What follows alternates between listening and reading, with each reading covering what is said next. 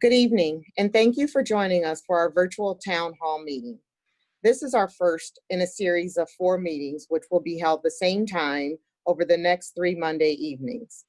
We will be able to provide you with some general updates that will be the same for information throughout our city, and then our neighborhood liaisons will share with you neighborhood-specific updates on each of the following Mondays. This evening's meeting will have updates from the following area commissions and neighborhoods: Near East, Livingston Avenue, German Village, Mid-East, Greater Southeast, and Far East. We wanted to take this opportunity to be able to provide you updates. As you know, we are all working very differently than we were this time last year. All of the community events, festivals, and activities that we would normally have during this time have been postponed and in some instances canceled due to COVID-19. We are learning to communicate in new and different ways. A lot is going on in our city, our country, and our nation. A global pandemic, civil unrest, and one of the most violent summers we've seen in our city. We will continue to work hard each and every day to address these issues and find real solutions. While it may not seem like it on some days, we know that better days are ahead of us. And now it is my pleasure to turn this virtual mic over to our Mayor, Andrew Ginther. Mayor? Thank you, Director, and thank you all for joining us this evening. It's great to be with you. Rather it be in person, but virtually is a great way for us to stay connected during these trying times. I want to thank everybody at the Department of Neighborhoods, Department of Public Service, Chris Cozad, all the town hall participants. As the Director mentioned, I don't think it's any exaggeration to say that the last few months have been unprecedented. A global pandemic, a health crisis, human service crisis, economic crisis, a national reckoning over racial injustice and police brutality, a spike in violence that the Director mentioned, especially amongst our young people this summer.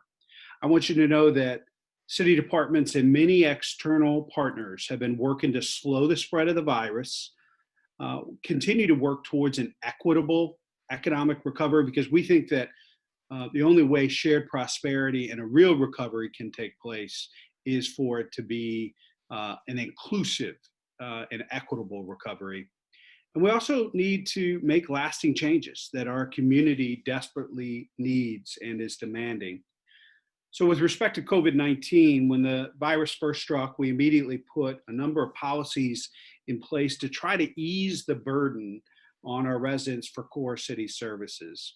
So there was a temporary suspension of collections on delinquent city income tax and EMS transportation fees. We suspended all water and electric turnoffs, and we restored water and power to hundreds of the most recent to lose service. We worked with Franklin County Municipal Courts to waive evictions and set-outs for 8 weeks. We also got much needed funds right away to a number of our partners that help us with our neighbors' basic needs in the community. $1 million for the Community Shelter Board to help to increase with a dramatic spike with a homeless population, and being able to quarantine the homeless who were sick outside of the traditional shelter system. $400,000 for Life Care Alliance for Meals on Wheels for our seniors, one of the most vulnerable populations. $500,000 for the YMCA to help sustain their ongoing housing efforts, and over $100,000 to the Columbus Urban League for technical support for small businesses during the pandemic. And we've been using CARES Act funding from the U.S. Treasury to help continue to deal with the health crisis, the human resources crisis, and the economic crisis. We've invested $17.2 million for human service programs in our community, $2 million for expanded summer programming, because this pandemic has been especially disruptive for the youngest amongst us. We are investing $7 million with Columbus City Schools for Chromebooks, and an additional $1.5 million with broadband access for families, because we all know that we cannot let the huge disparity in access to education run rampant during this pandemic. Every Columbus City School student will have a Chromebook and broadband access as they start virtually here in just a few weeks. $6.2 million we've invested with child care centers because we know how difficult it has been for child care centers, and we need to have access to high quality child care in our community to help our workers and businesses thrive. $10 million for rental assistance. We know that one of the best ways for us to slow the spread is to make sure there aren't huge transiencies taking place in our community. And that's why we're working so hard to reduce the number of evictions and provide rental assistance to keep families in their homes and safe during this pandemic. And $1 million for utility assistance that we announced just in the last couple of weeks. With respect to racial justice, I don't think there is any greater challenge before this country and this community than around racial justice, a fight that's been going on for 400 years. And I'm furious that in 2020, we're fighting the same battles for the same causes that our parents and grandparents marched for over 50 years ago. But I've been very clear. I believe racism exists in every facet of our culture. It's not unique to Columbus, and unfortunately, it's universal. But I assure you, I have been and continue to be committed to change. We commissioned an independent report for the Columbus Division of Police from Matrix Consulting and found that racism exists directly from our officers and residents who shared their experiences and views. Residents see and experience it, and so do police officers, especially our officers of color. The results of the study are not opinions, they are facts. We also received the recommendations from the Columbus Community Safety Advisory Commission, community members with different perspectives and points of view. And we're working at implementing those changes that cover everything from recruiting to training and a civilian review board. Our civilian review board, there will be a charter amendment. The Columbus will have the first chance to vote on civilian oversight of police in our city's history. Nick Bankston will share a little bit more in-depth details about that in a moment. Our Civilian Review Board Working Group has already started to meet. They've had their first meeting and will be helping us to develop the best practices for a Civilian Review Board that works for Columbus that we will see by the end of the year. Police Chief Quinlan has formed an advisory panel with appointments from both the mayor's office and city council. They'll have their first meeting with Chief Quinlan to address the needs of the community, policies and procedures completely within the chief's purview, that the community will have an opportunity to make sure that it's meeting our community's expectations. We've already made a number of changes to the use of force policy, including banning the use of tear gas and pepper spray to disperse crowds. One of the ways we need to address police reform is making sure that people who police us reflect the beautiful diversity of our community. Our application period just ended last week for our newest recruits, and I'm happy to report it is the most diverse list of applicants ever in the city's history. Nearly 26% of them African American. 13% from other race that applied. We had nearly 19% women apply. All of this adding up to a total diversity of 49% of this newest group of applicants. There are some in our community that believe in promoting false choices. They've been critical of me and they've been critical of others in the community. Let me be very clear. I support our police, but I also am demanding that they change and reform. Those that put out false choices and that try to divide us, we need to call them out and have them understand that we can do both, making sure that our division of police reflects our values, our priorities, and is meeting our standards. So that means that this collective effort around reform is going to take everyone that's part of this, whether it's cameras in cruisers, body-worn cameras, all of the work that we've done together to help increase transparency and accountability, we need to continue to work on these together. We can support our police officers and believe in police reform. The two are not mutually exclusive. And I want to encourage you to engage in these conversations about justice, oversight, and accountability. But we all know that racial justice and equity do not begin and end with police reform. There's much more work to do. At my State of the City address in February, I laid out the equity agenda, an agenda that calls out racism and discrimination where it exists and our plans to address it. But what does that really mean? It means reducing infant mortality by making sure that Black babies reach their first birthday and thrive in their earliest years of life. It means ensuring access to high quality pre-K, regardless of your zip code. It means working to reduce evictions where we know Black mothers and families are disproportionately impacted, and increasing the availability of affordable housing. It means growing more opportunities for Black-owned and women-owned businesses to have equal access to city contracts. It means connecting residents to good-paying careers and in the trades and great opportunities for their lives.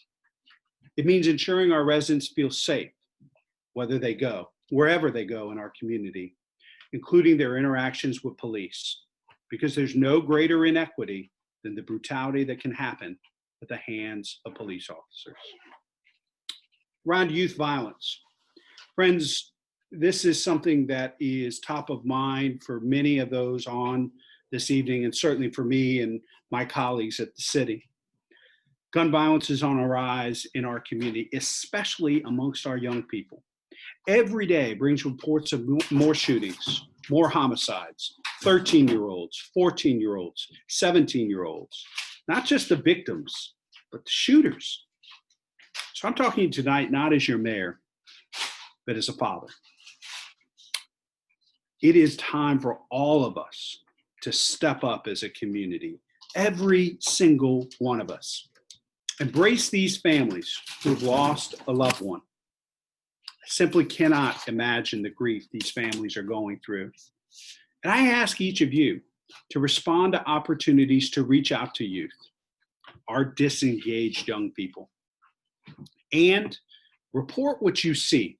One of the biggest problems we're having with violence right now is witnesses won't talk to the police. If you see something, say something. On a Wednesday afternoon, we'll be announcing additional efforts to curb gun violence in our community. I know there are a lot more people on the agenda to talk with you tonight. I want to thank you for the opportunity to join you this evening. And I know in the midst of this global pandemic, we are all exhausted and fatigued, and it seems as if there is no light at the end of the tunnel. But the situation we're in right now is temporary. And how we come out of it at the end of this journey and this battle together will really depend on how we act in the days, the weeks, and the months ahead. We all have a role to play in how our community recovers from these unprecedented events. And I believe in the people of Columbus and their leadership and vision and where we're headed as a community. I'd be happy to take a couple of questions before I drop off this evening.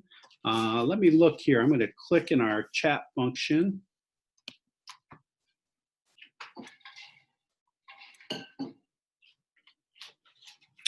So one question that we had from Leah was, how will you support schools to ensure they can have students learning successfully this school year, whether that be distance learning, hybrid, or in-person learning?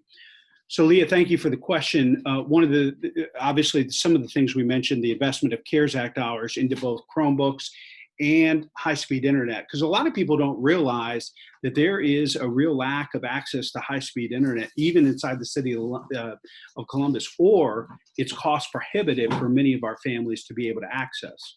And what good is a Chromebook unless your young person has access to high-speed internet to do the Zoom classes and reading groups and things like that? And that's why We invested $7 million in Chromebooks, $1.5 million into high-speed internet. Now, every student within Columbus City Schools will start the school year with a Chromebook and high-speed internet.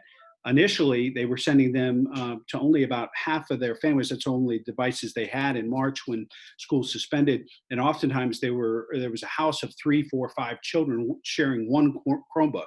You can imagine how challenging that was for both the young people and their parents and the teachers who wanted to instruct them during that. So that's one of the things that we'll be doing. One of the other things we've done this summer is really expand our offerings through summer programming and recreation and parks. We'll talk about that as well. I think when we started the school year and went into summer, initially our summer camps were to end the end of July, beginning of August. We've expanded those through the end of August because the school year for Columbus City Schools doesn't start this year until September 8th. And obviously they're doing all virtual to start with. And so those are a couple of things we're doing. And I know Recreation and Parks is working with the district to also determine how we may be able to open up either our buildings or programming for young people once the school year starts back up. And the only other question I have here before I turn it back over to Director William Scott, 2 questions. Will city recreation centers be open for Columbus City School students? I think we're trying to figure out how to go about doing that in a safe way. And we may have some more updates from Recreation and Parks here tonight, but we're working on that. We are going to expand, as I mentioned, summer programming for Columbus City School and all Columbus children through the end of August. And the last question is, how are pandemic-related social inequities being addressed, especially within the Hispanic Latinx community? Great question. And one of the things that I called for in the Save the City address at West High School back in February was for Dr. Mashika Roberts, our health commissioner, to look at racism as a public health crisis. And clearly what we've seen during this pandemic is that the disparities that existed before have only been magnified and deepened during this pandemic. And particularly for Hispanic Latinx, our African American neighbors have been disproportionately higher rates of both, being exposed to COVID-19 based on the jobs and the different careers that they have in the community, as well as lack of access to healthcare and health resources. And so we sent up Dr. Roberts at Center for Innovation at the Columbus Public Health, and they're going to continue to bring us recommendations on how we deal with racism as a public health crisis, and looking at all the work we do through the lens of equity is going to be our top priority moving forward. But thanks for letting me join you for a few minutes this evening. Look forward to more of the conversations and engagement, and I'll turn things at this point back over to Director Carla Williams-Scott. Thank you, Director. Thank you, Mayor, and thank you for joining us. At this time, I'd like to introduce your hosts for this evening, 2 of my superstar neighborhood liaisons, Lynn LaCour, who is also the Pride Center manager at the Far East Pride Center, and Jesus Ovalle, who works on the Near East side and Near South side areas. So Lynn and Jesus, I will turn it over to you guys. Thank you, Director. I'm very excited about meeting new people as we go virtually. And I look forward to getting a lot of emails and phone calls after this program. I'd like to start with a few instructions for today. First, the presenters have a lot of good information they would like to pass on, and the links will be, there will be a link provided so that you can get that information, and that will be shared on the screen soon. Secondly, we will attempt to answer more questions at the end of all the presentations. Jesus? Hi, good evening, everyone. My name is Jesus Ovalle, and I work out of the Near East Pride Center. The areas that I work with are the Near East Area Commission, as well as the Livingston Area Commission. I am definitely grateful and excited about this opportunity to connect with our community members, our community leaders. There is a lot of great information from our city partners here, and we're definitely looking forward to sharing that information with you. Thank you, Jesus. And now we're going to start with Nick Bankston, who is going to talk about the Charter Amendment and the Civilian Review Board. Thank you. Nick? Thank you, Lynn and Jesus for hosting, and thank you, Director William Scott and Department of Neighborhoods for all of your work on this. This is a great way for us to share information with residents. I'm Nick Bankston. I have the pleasure of working in the Department of Neighborhoods and sitting in for one of my colleagues, Stephen Sayer, who's with the Mayor's Office, to give a brief overview of the Civilian Police Review Board charter amendment that will be on this November's ballot. So this November, voters will have the opportunity to amend the city's constitution, which is our charter, to establish a civilian review board and create an inspector general for the Columbus Division of Police to conduct independent investigations into police misconduct. The charter amendment will allow voters to clearly demonstrate their desire for police reform and establish a framework for a civilian review board that has subpoena powers, the authority to conduct independent investigations, recommend disciplinary action, and that is fully staffed and funded. The charter amendment will provide the foundation for the civilian review work group recommendations on the powers, form, and function of Columbus's Civilian Review Board, and will help ensure that those recommendations are implemented with the full support of Columbus residents. Now, this charter amendment will not unnecessarily limit the authority of the Civilian Police Review Board in the future, but will serve as a starting point to establish a civilian review board by the end of the year, which the mayor has called for. The amendment will help establish the pillars for a successful civilian review board, borrowing from best practices from around the country, while allowing the community to shape a board that reflects our shared values. It's really hard to believe that Columbus is one of the only big cities in America that doesn't have some form of civilian oversight of our police department. So this is an historic moment for our city.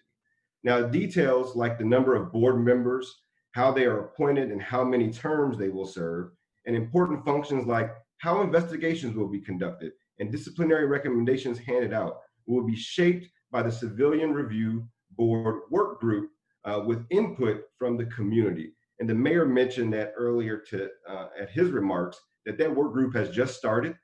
Those meetings will be public and open to the public for comment, for input, and it's a diverse group of folks that are on that work group that will help flesh out those details. Now, most of the key elements of a strong civilian review board, things that Columbus residents care most about and what they expect and what we have heard from residents, must be negotiated with the police union, the Fraternal Order of Police, and will likely face fierce challenges by those seeking to maintain the status quo. But the charter amendment will make it clear to the FOP the will of the people. And so it is really important to note that the details of how investigations will be done, how many board members there will be, their term limits, all of that will help be shaped by you, the community, with input and through the work of that civilian work group that we have formed. This, again, will be on your ballot this November, is really the foundation. Again, it establishes this civilian review board into our charter, which is our city's constitution. So therefore, no mayor or no city council can come and unilaterally disband it, but it will always be a part of the infrastructure of our city moving forward. And also, too, it will create, again, that new department, which is the Inspector General, to help do those independent investigations so that our review board is not just simply reviewing investigations that were done by the police department, but also have the authority to do those independent investigations. So that's the framework and the foundation of it, for us to be able to then go in through ordinance and by your input to put in the details that are missing. Some important dates and things to keep in mind is that this has been filed at the Board of Elections, so we are currently waiting on what that issue number is. We do believe that it will be issue 2 on your ballot this November. Some key dates to keep in mind is that October 5th is the deadline to register to vote. Also, that is also the deadline to update your registration. Oftentimes we move and we forget to update our registration, so make sure that your registration is up to date and that you are registered to vote by October 5th. October 6th is when early voting begins. That will be both in person and by mail. You can begin to request your absentee ballots now through the Board of Elections. October 31st, very important date, which is the last date that applications for your absentee ballot are due to the Board of Elections. And of course, November 3rd is Election Day. The city will be having a website in the coming days, as well as more information for you to share on this very important issue. Again, this is a historic moment for our city, the first time ever in our city's history that we as citizens will be able to weigh in on police reform. So again, this November 3rd, you'll have the opportunity as a resident to vote on the establishment of a civilian review board and the creation of an inspector general. So with that, I will pause if there are any questions. And I'm looking here in the chat box from Omar. Thanks, Omar, for your question. What is the plan to avoid to have a ghost downtown and help businesses downtown only? I'm not sure if that question is for me. Schedule was for Nick to, I'm not sure if that question is for me. So I will see if there's any other questions. Okay, no questions I saw. So I will be around until the end. And so if there are any questions regarding this, happy to answer those then. I will kick it back over now to Jesus. Great, thank you so much, Nick, for that information. I appreciate it. One of the things that we want to make sure people know is, keep the questions coming. If we can't get to them right now, we will definitely follow up towards the end. We do have some time saved for questions and answers. And if there's a question that we can't get to tonight, Lynn or myself will get back to you. We'll take that question, we'll get it to the appropriate department, to the appropriate person, and we'll definitely make sure that we answer the question for you. So please keep the questions coming in the chat box as we move along through the agenda. The next person I would like to introduce is Erin Beck from the Mayor's Office, and she is going to talk to us tonight about Erin. Thank you so much for the introduction, Jesus. Good evening, everyone. My name is Erin Beck, and I'm part of our policy team in the Mayor's Office. I'm our Sustainable Columbus Liaison, and so I am working closely on electric aggregation along with our consultant and our sustainability team. So thank you so much to the Department of Neighborhoods for holding this virtual town hall tonight, and for allowing space to discuss the city's efforts around electric aggregation, which will be appearing on the ballot this November. So today I really had 4 objectives and goals that I was hoping to share with everyone that's tuning in, and hope that you all can leave with today. One, I wanted to share information and understanding of electric community choice aggregation. So hopefully you'll be able to leave today understanding what this issue is. Share some of the benefits of electric community choice aggregation, help you understand what the city's goals and timeline are around this issue, as well as some of the process. So earlier this year, the mayor committed the city of Columbus to pursuing community choice aggregation with a goal to implement a program that provides 100% clean, renewable energy by 2022. So that's really the North Star goal that's guiding our timeline and process for aggregation as we move forward. So the city has really already taken some key steps toward meeting that 2022 timeline. And that includes bringing on an energy consultant and broker to assist the city in all aspects of establishing an aggregation program. And importantly, it means passing legislation to place this issue on the ballot this November. And so certainly wanted to share a little bit more about what aggregation really is. Community choice aggregation allows the city to purchase energy on behalf of its residents, providing competitive pricing through group buying power, and in this instance, ensures a 100% clean, renewable energy source. Residents and businesses will continue to receive the same service from the utility through the wires. It's simply the energy source and where the energy is generated that would be changing. So choice is also something that's critical to the program. Residents can always choose to opt out of the program if they don't wish to participate. So this is something that really is a service that the city is providing on behalf of its residents and small businesses. And the city has also been very clear as we've moved forward with this effort that we're really interested in sourcing clean energy that is as local as possible. And that really has the potential to have a huge impact for the clean energy industry and new clean energy development in Ohio and in Central Ohio for years to come. So this really is an effort that could be really transformative for the Columbus community, for Central Ohio, and for Ohio as well. So this effort, on that note, it will support clean energy jobs that provide good wages and benefits, and we'll certainly be seeking to build a diverse workforce pipeline to connect residents to those opportunities. There really is a lot that I could say about the effort. I know we have a lot on the agenda tonight, though. And again, importantly, I would mention the city, in order to be able to move forward with implementing an electric aggregation program, we do have to place this on the ballot and receive approval from voters in order to move forward.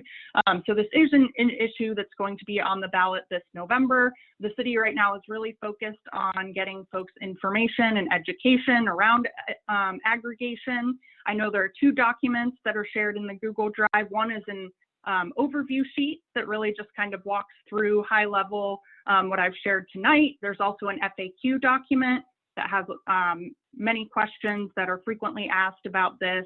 And I also wanted to share, in addition, it's not on any of those documents, but we do have a website that just launched today. It is cleanenergycolumbus.org, where you can find out more information around aggregation. And I think I saw that we didn't have any questions come in as of yet, but just like Nick, I will stay on for the entirety of the meeting. And if there are any questions that come up later, I'm happy to answer them. And I'll hand things back over to Lynn. Hi, thank you, Erin. I'm sure a lot of people will visit your website, and we look forward to questions at the end. We did get a comment from someone from the audience who wants all of the presenters to speak up. Now we have Priyam Khan, who's going to give us information on the Celebrate One mentoring program. Thank you, Lynn, and the Department of Neighborhoods team for the opportunity to share a bit about what we're up to at Celebrate One. Good evening, everyone. My name is Priyam Chokshi, and I serve as a Director of Community and Legislative Strategies for Celebrate One. Celebrate One, if you do not already know, is a collective impact initiative tasked to reduce infant mortality and address health disparities in Columbus and Franklin County. We believe that addressing the social determinants of health, such as education, employment, housing, and transportation, can help improve social and economic conditions in our high-risk neighborhoods that contribute to high infant mortality rates. Our 8 priority neighborhoods are Linden, Northland, Northeast, Near East, Southeast, Southside, Franklinton, and Hilltop. So what I would like to highlight today is the importance of education, especially the importance of comprehensive, medically accurate reproductive health education. In addition to having one of the highest infant mortality rates in the nation, Ohio ranks 23rd out of all 50 states for teenage pregnancies. Teen pregnancy is a significant contributor to prematurity, which is a leading cause of infant mortality, because pregnant teens have a higher risk of having a baby born too soon or too small. Celebrate One has recently partnered with Planned Parenthood to implement a peer education program for high school age youth in our community. Education program is to support development of healthy lifestyles and responsible choices by adolescents. We want to help empower youth to be leaders, reduce the rates of teen pregnancy and STIs, and promote healthy decision-making by providing accurate information. Celebrate One is recruiting 60 individuals ages 14 to 19 this month until August 31st to become peer educators. Participants will have the opportunity to earn a total of $450 in stipends, engage in training, learning, and help influence their peers in healthy decision-making during a one-year program. Interested individuals can apply at ohiocenterforsexed.org, and for more information, you can contact peer education at ppoh.org. You can find a flyer about the peer education program in the Google Drive link. Please help us spread the word. I'm happy to answer any questions. I know that was very brief. If not, thank you so much for your time, and I'll turn it over to Jesus.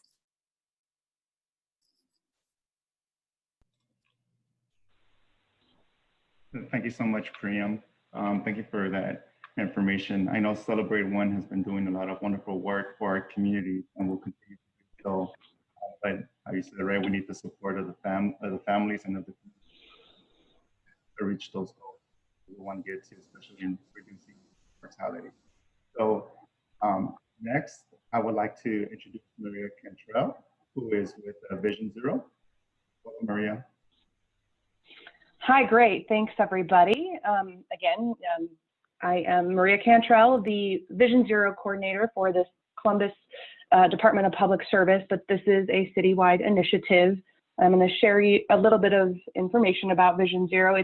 It's really a bold new initiative to protect human lives and make safety the highest of all our transportation priorities. We need to make it possible to drive safe, walk safe, and bike safe as you're getting to and through your communities. We want to work with you to eliminate those life-altering crashes. Vision Zero is a fundamental change to the way we approach traffic safety by looking at the transportation system as a whole, with input from local agencies, experts, and residents to consider all transportation users, so including the motorist and the cyclist and the pedestrian and the transit user. We all have a need to use our transportation network. We all have a right to make it home safely at the end of the day. And this program is a shift in mindset, kind of analyzing and thinking that, you know, these serious injuries and fatal crashes, they're preventable. They're not inevitable. We can do something about this. And we have one goal. It's called Vision Zero because we want to be able to achieve zero serious injuries or deaths and increase safe, healthy, and equitable mobility for all residents. And again, that's because we're going to prioritize safety over everything else. We know statistically, nationally, traffic crashes are the #1 killer of children and adolescents. You know, tens of thousands of people are killed on our nation's streets every year. And in Columbus, we know that pedestrians are 14 times more likely to be seriously injured or killed than a motorist. A bicyclist is 6 times more likely to be killed or seriously injured than a motorist. And a motorcyclist is the number is even worse, 16 times more likely to be killed or seriously injured than a motorist when getting around Columbus streets. We know our worst crashes, the fatal and serious injury crashes, are on the rise year after year after year. And it continues to get worse. We don't have all the crash data yet for 2020, but we see the crash reports and the news articles showing, you know, another pedestrian was struck and killed. Last week we had another child, a 16-month-old, killed. So we really can't, we've got to do everything we can for this initiative. So with Vision Zero, we look at data like this and others to identify risk in a more proactive way than we traditionally have in the future. I mean, we always cared about traffic and transportation safety, which is changing the way we're approaching it. We have identified crashes, and we know we have a high injury network, which sort of shows that less than 10% of Columbus streets have 60% of our serious crashes. These tend to be multi-lane roadways with heavier traffic and higher speeds. Speeds are a big factor. And as you've heard today from both Mayor Ginther and other programs that are going on, we're looking to make an equal, equitable access for everyone. We have identified communities of interest, which is a term that helps us identify areas of Columbus that may need extra investment in street safety. Compared to other neighborhoods, people living in communities of interest may have fewer choices about how and when and where they travel, and that can put them at higher risk as they move around.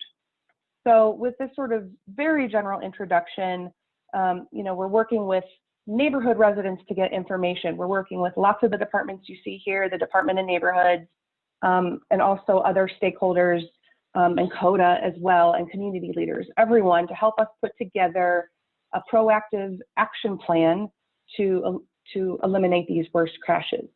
So what we need from you, from all the residents, is to go to our website, columbus.gov/vision0. We have both a survey that folks can take and a map to mark up to tell us where your transportation concerns are.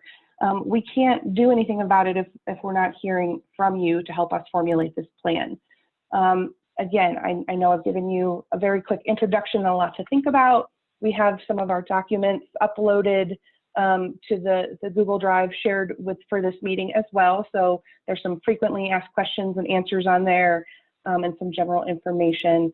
But again, you can always just go to columbus.gov/vision0 to give us your direct input. So thanks so much for letting me share this information with you today. And I'll turn it over to our neighborhood liaisons. Thank you, Maria. And we were very happy that you launched Vision Zero on the East Side. Mayor Ginther and Public Service were out there at the beginning of the program. Now we go to illegal dumping. I just wanted, before we go there, I just got a chat that there are issues about rats that one of our callers has asked, and we will make sure we get that to Columbus Public Health. So, illegal dumping.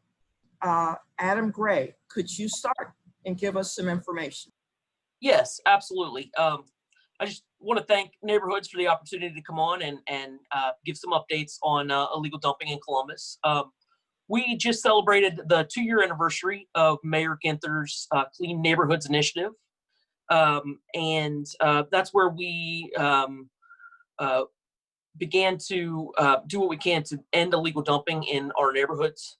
Mayor Ginther made it clear at that time that our neighborhoods are not dumping grounds, and that the Columbus is committed to fighting illegal dumping and holding dumpers accountable. Since then, the Division of Refuse Collection has played a key role in aggressively attacking illegal dumping, and much progress has been made on the Clean Neighborhoods Initiative. I just want to update kind of what we've been able to do in those last 2 years. First off, refuse collection equipment and 3 refuse crews dedicated to daily alley sweeps to clean illegal dumping sites were introduced. Their work has resulted in the cleanup of approximately 10,000 tons of illegally dumped material. That includes 8,000 tires. I don't want to gloss over those numbers. I have a few quick comparisons. 10,000 tons of illegally dumped materials, that is the weight of the Eiffel Tower in Paris, or approximately 80 blue whales. 8,000 tires, if we were to stack those, would actually be the height of Mount St. Helens in Washington. So that's a lot of trash out there. In addition, 2,174 300-gallon trash receptacles in the alleys, which we find to be magnets for illegal dumping, have been replaced by 7,014 90-gallon containers. Those are better oftentimes because people are able to bring those up onto their property. That secures them and prevents people from dumping in them. Also, the number of refuse solid waste investigators, originally when this began was just one for the entire city. I'm happy to report we're actually now up to 5 for the city. They have actually been able to work in conjunction with the city attorneys, and that we are definitely sending quite a few cases for prosecution. So far this year, we have 35 cases that have been filed for illegal dumping. That brings us to our newest tool. Just at the end of July, Council was able to vote through our changes to Title 13. Title 13 is the part of city code that deals with refuse collection and more specifically illegal dumping. One of the things that was able to be changed in this complete rewrite of Title 13 was for it to allow civil code violations to be issued by our solid waste investigators. Previously, we had to rely on criminal cases built on Ohio Revised Code, and there were often things that we weren't actually able to enforce. They were in code, people weren't supposed to do them, but we didn't necessarily have the tools to enforce those. So what this has done is it's allowed for civil violation fines up to $1,000. That will be for things like open dumping in city alleys and right-of-way, illegally or improperly using the city-issued trash containers, failing to arrange for private haulers in cases of court-supervised set-outs or tenant move-outs, and also for things like moving the city-issued 300 containers. Also, what we'll find with the new Title 13 changes is more of a push for disposing of construction and remodeling and demolition material appropriately. That was already something that wasn't supposed to go into our normal refuse stream anyway. There are special landfills that has to go to, but this will definitely allow us to crack down on our bad actors that are coming into our alleys and dumping those construction debris. And we should be able to really hold them accountable now. So with that being said, that's all I have tonight. I will pass it back to Jesus. Thank you so much, Adam, for that information. I truly appreciate it. And it's very important for our community members to continue to, call 311 or to submit it online to report illegal dumping. That's how we get a lot of our tips, and it's very important. And we appreciate all of our residents who are on the lookout. We definitely want to keep our neighborhoods and alleys safe and clean. And so we definitely appreciate them and encourage them to continue to go through our 311 system. Next, I would like to, we're going to have some updates from the Department of Neighborhoods. I'd like to introduce Emerald Hernandez, who is with the Neighborhood Safety Strategy. Emerald. Good evening, everyone. As Jesus mentioned, my name is Emerald Hernandez, and I'm one of the assistant directors at your Department of Neighborhoods here in the city of Columbus. So my area of focus for this discussion is the Comprehensive Neighborhood Safety Strategy. That's something that began in 2017, actually in response to the rate of homicides we were seeing that year. Not a great year. It was our highest rate of homicides, and our first goal is to keep that number as low as possible and increase as much safety as possible across the city of Columbus. The best part about the Comprehensive Neighborhood Safety Strategy is that word comprehensive. So in addition to investing in CPD and public safety, the city is also investing in organizations and efforts like CARE, which is as I lovingly call them, an army of do-gooders. They are social workers that reach out in the wake of violent incidences to families and to next of kin to really work with them through that traumatic time. And we know that time is critical to helping someone heal. In addition, there's a group called APS. It's run out of our Recreation and Parks Department, and they are our gang intervention unit, and they actually do a lot of intervention, work with a lot of youth across the city, again, to just keep them in a good, safe space.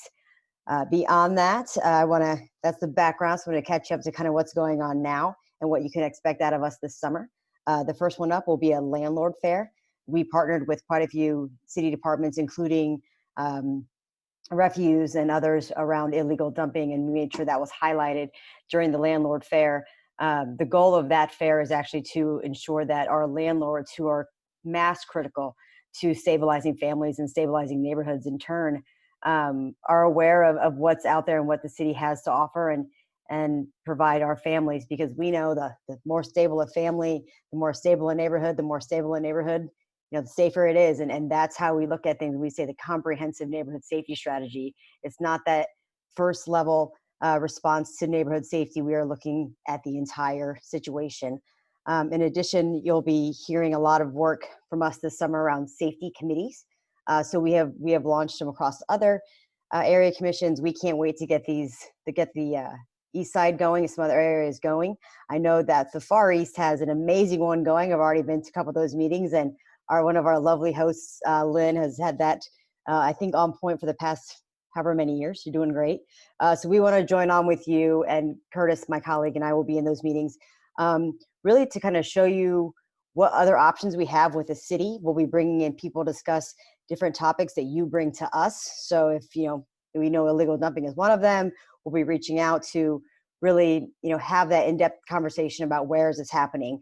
What's the physical environment of the area where it's happening, right? What can we do to resolve that issue specifically to that location and specifically to your neighborhood? Our goal is to truly look at the surrounding situation of violent incidences and things like that. Illegal dumping is actually something we see concurrently when we see a high rate of violent crimes, when we see a high rate of crime. So for us, when we see illegal dumping, that's something we want to work with Refuse and others to really get resolved. Something in addition, you'll see, as the mayor mentioned, there's going to be some new programming coming out based on what we're seeing this year with this unprecedented year happening, and we're seeing things around the globe. The city of Columbus is experiencing things that we're not crazy about seeing. So we're seeing a higher rate of violence. We're seeing different things, and so we want to respond in turn. We want to look at what can we do as a city and a community to wrap around the situation and really find some holistic responses to the situation. So, we're going to be partnering with apps and care and public safety and quite a few other departments to really look at the situation. How can we bring some kind of relief to our communities? We want to focus on youth. We want to focus on safety. We really want to focus on some anti-gun programming and campaigns. And these are the things that we want to bring to you this summer, because we know that safety doesn't just begin and end in one moment. It's something that is historic in some ways, and it's something that builds, and it's something that responds to what's going on at a community level and at a state level, even at a global level. So what you can expect out of the comprehensive neighborhood safety strategy this year will be just a holistic response to what we're seeing. And we really want to work with everyone, in these safety committee meetings around what you need for your neighborhood to keep you safe. I think that's exactly 5 minutes. So I'm happy to see if there are any questions.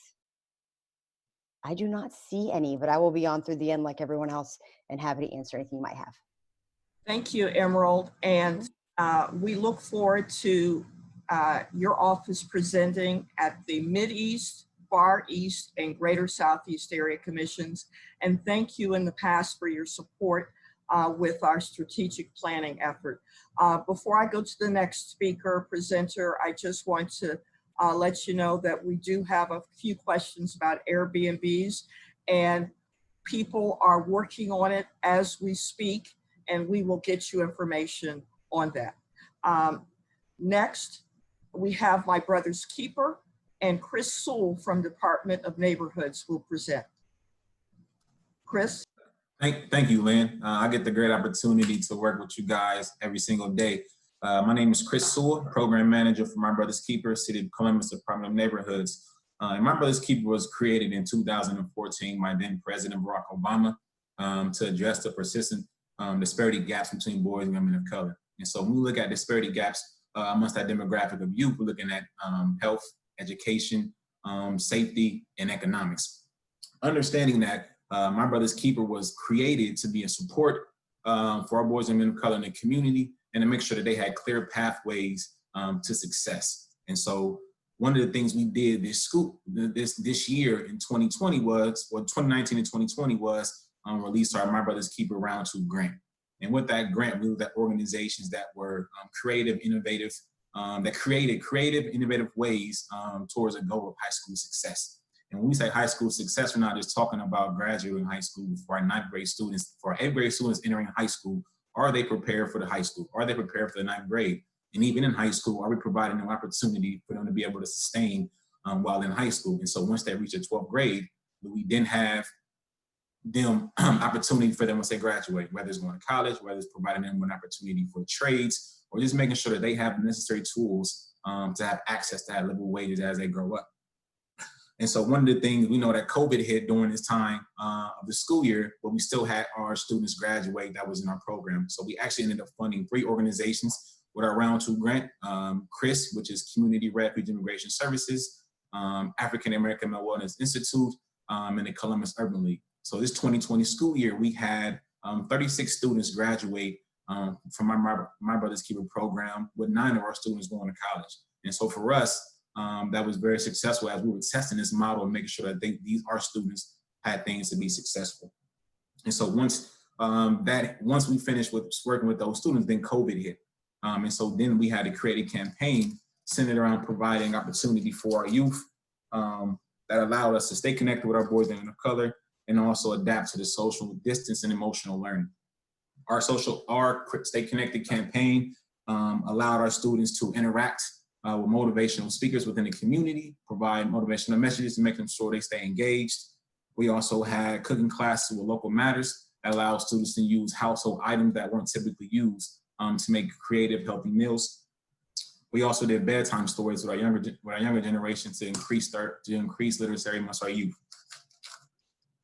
So as we went into COVID, we understand that cases, as the state started to open up and the world started to open up, cases within the city rose. And so for us, we did a pop-up distribution called Uplift Columbus, where we provided families in the community with who couldn't afford clean utensils. We provided them with paper towels, hand sanitizers, disinfectant spray, just household essential items that may not have been readily accessible to our families in our communities. After that, we worked with our community partners to help address some of the issues in the community as it pertains to youth violence. As Emerald spoke to earlier, working with our communities to make sure that we find a solution to suppress violence within our younger generation. I want to thank Lynn and Jesus for that. As all I have at this current time. Thank you guys for all that you do. Great, thank you so much, Chris. I truly appreciate all of your hard work that you're doing out there in our community. Next, I would like to introduce the chair of the Community Relations Commission, Chris Cozad.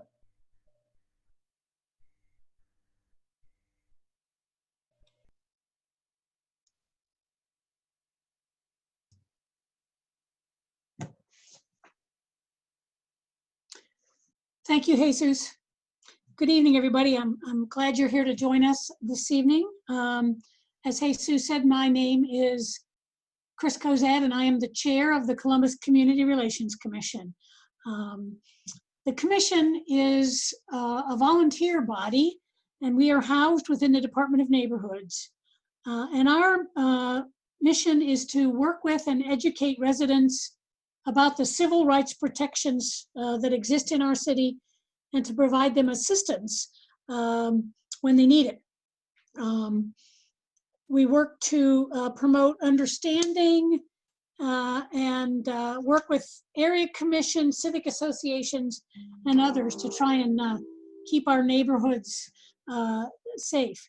We're living in a tough time right now. Between the pandemic and the unemployment and economic uncertainties that have resulted from that, the civil unrest that we're all living with right now, add to that the summer heat, and that some of the typical city resources for beating the summer heat aren't available to us this year. And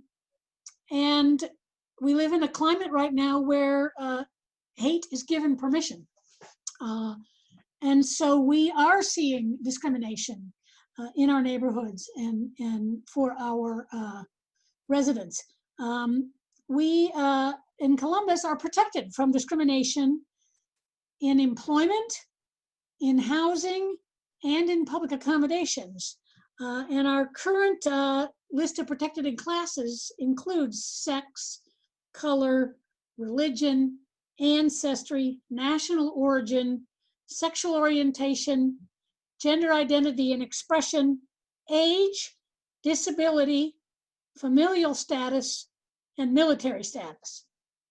So if you believe that you have experienced discrimination based on any of those protected categories in employment, housing, or public accommodations, we may be able to help you. Particularly if it's been within the last 6 months, we encourage you to consider filing an online complaint. That's www.columbus.gov/discrimination. Very easy to find. And as residents of the city of Columbus, you are entitled to a fair, thorough, and professional investigation. A voluntary option for mediation that may not be appropriate in all cases, but it certainly is in many. And there may be other agencies that can help you as well. So we can be that sort of first stop where you can get more information. You can be guided to other agencies that might be able to help you, helping kind of move that complaint process along. We work closely with all of our neighborhoods here in Columbus, offering mediation services and helping to resolve misunderstandings and conflicts, whether that's amongst neighbors, community members, or organizations within those neighborhoods. So our goal with mediation is to bring both sides to the table and really examine that situation or situations from all the perspectives. And it is our goal then to promote some understanding and identify compromises that all the parties can live with and move to a satisfactory conclusion. Of course, mediation is always voluntary, and it is a non-binding agreement, but usually when we go through the mediation process and the parties agree, we can come to a solution that works for folks. Again, you can contact us through columbus.gov. You can also find out more about mediation from your neighborhood liaisons. We also offer at the commission a lot of educational opportunities. We do lunch and learns and other programmings to help promote understanding about communities that are different from each other. We're here to help. We're here to help cool down the hot spots and help get folks have access to some good solutions that can help solve problems for folks. I'm also going to stay unto the end and take questions. I appreciate your time. And if the Community Relations Commission can help, please feel free to reach out to us. Thank you. I guess I'm turning it back over to Lynn now. And I'm turning it over to Jesus.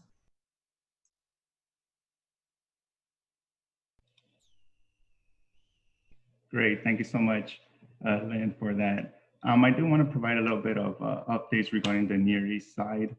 Again, that's where I focus the majority of my work. So one of the things that we do as neighborhood liaisons, we serve as the front door and direct communication link between the city and the community. We like to consider ourselves a one-stop shop for city services, and we are dedicated to protecting the health, safety, and welfare of families living in our areas. Currently, there are 8 neighborhood liaisons serving the residents of Columbus at 5 different neighborhood pride centers that are distributed throughout the city. As we all know, we are in a pandemic right now, and so, you know, one of our great partners, the city, Columbus Public Health, is still providing testing. I know sometimes people don't know who to turn to or whatnot. They may have some symptoms, they may not have some symptoms, they might have been exposed to someone. There are a lot of people who are out there who are asymptomatic, And so we are definitely encouraging people to get tested. If you are showing any symptoms or you have been around anyone who has tested positive, you could contact Columbus Public Health at 614-645-1519. Again, 614-645-1519. Again, they are at the corner of Parsons and Main. If that area is not close to you, you could still call that number and they could tell you where to go. Usually they do require pre-registration and appointment for testing. So again, it is highly encouraged for you to call. Still, there are so many things that we could do to protect ourselves, our families, and our neighbors throughout this. Again, we all have heard the tips so many times, but still it's very important for us to repeat. You could wash your hands often. If you can't wash your hands, please use hand sanitizer. Cover your coughs and sneezes with your arm and your inner elbow, not your hands. Avoid close contact with people who are sick. If you are sick, please stay home. It's very important, except if you are seeking medical care. But please, again, if you are sick, if you are showing some symptoms, get tested if you haven't, or stay home. Again, avoid touching your eyes, nose, and mouth. Continue to clean and disinfect. High frequently touch surfaces. And last but not least is, please be kind. Take care of your neighbor, take care of yourself, and wear a face mask when you are out in public. Another thing that I do want to touch upon, within the Near East Side, there has been, for the past couple of years or whatnot, an increase in development from large projects such as Nationwide Children's Hospital to mixed-use developments down NEAC area to Livingston, but it's a good sight to see. Obviously, we do like seeing the development, but along with that, there are some issues and some concerns that community members raise, and we're definitely here to listen and to address some of those issues. I know, as liaisons, we're definitely blessed and appreciate the area commissioners for dedicating their time and effort to serving in these area commissions and to hearing out the development projects and things like that. It's very important for us to have that community buy-in and community input when certain projects are coming into our neighborhood. So again, I really appreciate all the hard work that the area commissioners are doing regarding the development in this prospective Near East Side. Regarding safety, I do want to highlight the city attorney's office, Heidi Carr. She's an all-star. She has been facilitating meetings with community residents and apartment owner property managers on Nelson Park to improve community safety within the NEAC area. There had, I think about a month ago, there was an increase in shootings and crimes on or near the property of Nelson Park. And so Heidi was very effective in organizing community members and property managers and owners to see what safety measures can be put in place, can be implemented, so that for the safety of the communities and the residents there in that area. So and that's just one of the many things she has been doing within our community as well. She has been working with convenience stores, local businesses to improve the safety in the area along Livingston. And she has also been able to successfully shut down illegal businesses as well. So we're definitely thankful for that, for her work and the work of the city attorney's office. I know Emerald earlier spoke about the safety committee meetings. And so actually tomorrow night, Curtis is going to be hosting a safety committee meeting at Driving Park neighborhood.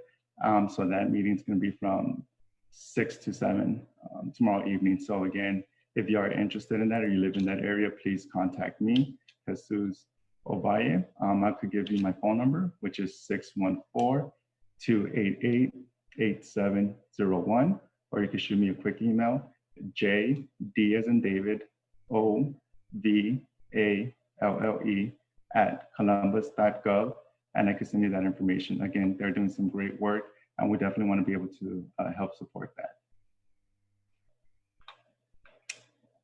Lynn, that will be it for my updates. I want to turn it back over to you. Thank you, Jesus, and thank you, Chris Cozad, for your presentation. I did want to just go over a few things.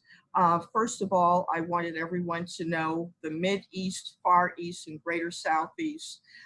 If you look at the Livingston and Alum Creek and go east, I go east all the way to Wagner Road before you get to Reynoldsburg.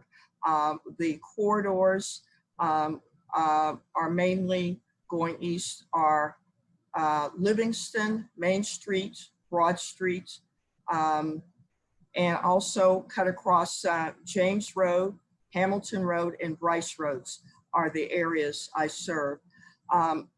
Though we are a one-stop shop in the Far East, there are a number of organizations and departments that issues fall into. I just want to give 3 specific categories: resource development, problem solving, and community empowerment. In resource development, we work in tandem with community. One example of that is someone who works for job development in the community just gave me a "we're hiring" flyer, and I will give that to anyone who's interested. Its starting pay rates are $14 to $16.50 per hour. And please, if you are interested, or anyone in your neighborhood or family, I will get that information to you right away. Also, a great resource is social services. We have code enforcement has wonderful pamphlets. If you have any information that you need to know about how code enforcement works in your neighborhood, the Community Care Coalition in this time of COVID, they work on mental health issues and trauma in the community. And as Jesus says, the health department is doing such a great job. I also want to go to problem solving. As we look at how we handle problem solving, once again, we work community and city together. The community and city come together at our team meetings that we have once a month. You will find a number of city people there. Of course, our zone attorney, our police commander, our refuge solid waste inspectors, 311, Celebrate One, Recs and Parks, and a number of people that Columbus Care Coalition, Public Service, a number of people that we work with. But once again, it's community and city working together. I do want to go to our community empowerment. One of the things neighborhood liaisons do is work with neighborhoods to help form organizations, be they block watches, commissions, or civic associations. We do that because your voice, connected to many voices, is very important to us as a community. We work with the Greater East Side Coalition that is made up of 3 area commissions. They have a newsletter that comes out that if you are interested in being a part of that, or if you are interested in receiving that, please give us that information. And finally, I want to mention our community liaison officers, who are very important to our community. And safe Southeast Safe Streets, that's very important because they have worked in numerous neighborhoods, and they're backed by popular demand from the community. They made a lot of the changes in communities, and they are always there to try to get our communities to be safer. And And I think it's very important that we do connect with them if we need to, because I believe they will be ending their service in August, because they just work during the summer and then they go back into patrol. If you have any questions of me, my email is ldlacour@columbus.gov. My phone number is 614-937-8573. If you don't get that, we will get that information to you. Look forward to meeting new members and connecting to new community and residents. Thank you for this opportunity.